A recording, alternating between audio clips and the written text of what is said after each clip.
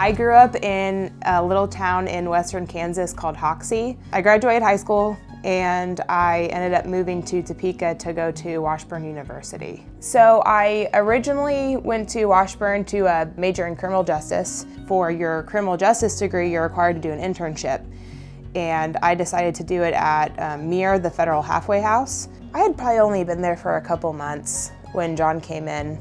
I actually got to do his intake. My first impression of John, just really respectful and this like really outgoing, and could tell that he really wanted to make a life change. Like he was really there to turn his life around. He always kind of had a crush on me.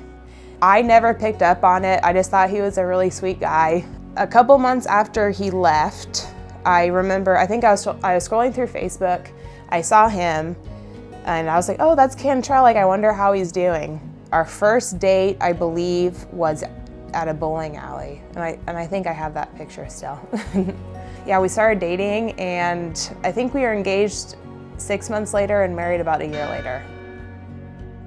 Our relationship moved really fast, and we bought a house, and we were getting married after a year of dating. I think all of that combined, I just had like a really bad mental health crisis. I woke up one day and I was so anxious I couldn't do anything. Thank goodness I have the world's best mother-in-law. She eventually convinced me to go to the Vallejo Crisis Center because she had taken John there previously. I had such a good experience there. I told them what was going on in my life, and I met with one of the doctors that was able to put me on medication. They can help people who are in severe mental health crisis, people who are suicidal.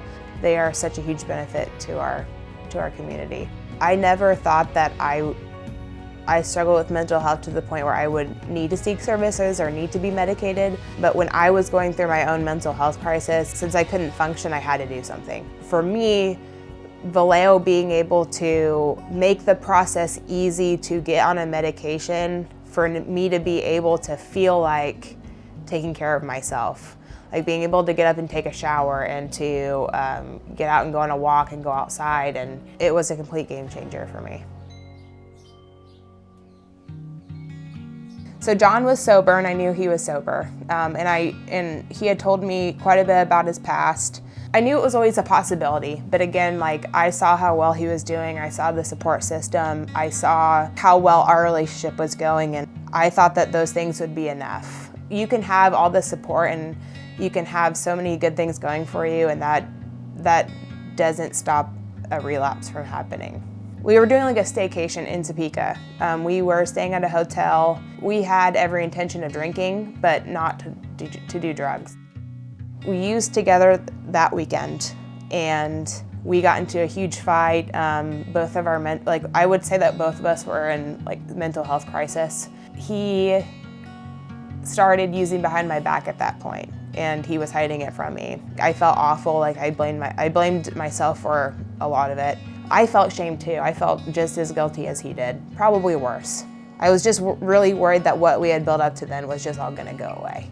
I was struggling with my own issues of just depression and anxiety, and me feeling that like I was the reason why he wanted to use. Drugs make people act so out of character, they become like a different person. At some point I reframed it into, okay, John is still the person that I know and that I love and that I chose to have a life with. He's just in the middle of severe addiction. Once I made that conscious decision to look at it differently, like everything changed from there.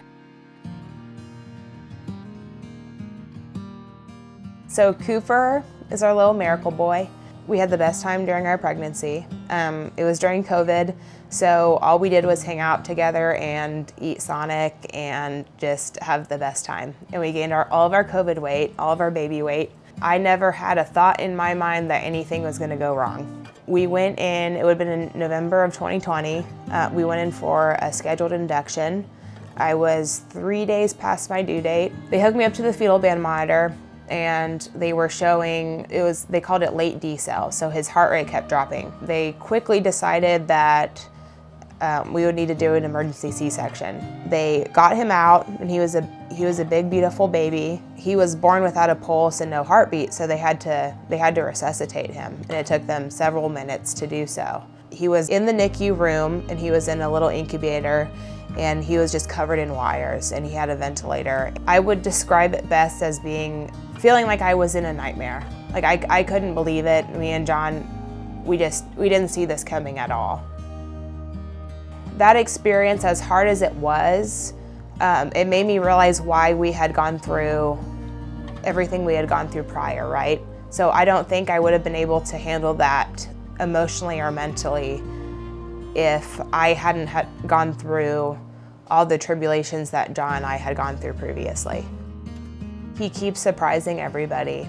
They thought he wouldn't be able to walk or talk, and here he is running around and singing songs, and he's just so sweet and so outgoing and so smart. And Cooper has been such a huge motivator for John's sobriety and for my sobriety.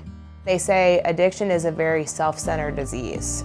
When you become a parent, you don't have that anymore. You are no longer the most important person on earth, right? So we know that that little boy is depending on us. So Cooper is 4 now. He is in preschool, and he is the coolest kid that you will ever meet. People seeing his story and seeing just what a bright light he is, I know that brings so much comfort and joy to people. The fact that I have the honor of being his mom is the only accolades I could ever wish for. That initial step that I took with Vallejo, that has been such a huge part of me coping with my own mental health problems, for sure.